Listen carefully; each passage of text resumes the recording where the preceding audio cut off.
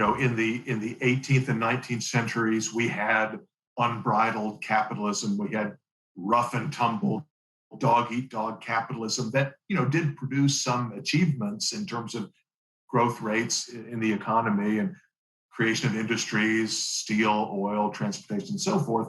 But it came at great cost to society.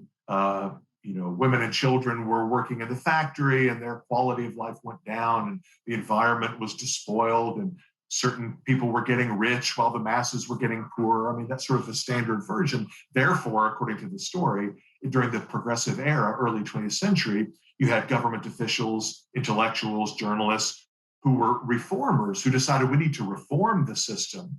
We need to curb the excesses of capitalism, not replace it outright with Soviet-style communism, but sort of tame its excesses with regulation, right? So we've got to force food companies to inspect their food so they don't put poison in the food. We've got to have regulations for worker safety, otherwise workers will just be killed in dangerous factories. And we've got to make sure that companies aren't advertising falsely about their products, and we need to have minimum wages and get rid of child labor and so forth. So the idea is that regulation, right, government policy from the progressive elite was getting rid of some of the bad features of capitalism and making capitalism better and safer, adding guardrails or controls or whatever, a safety net to make sure that capitalism would not leave some people or even most people behind. That's the standard version. So, I mean,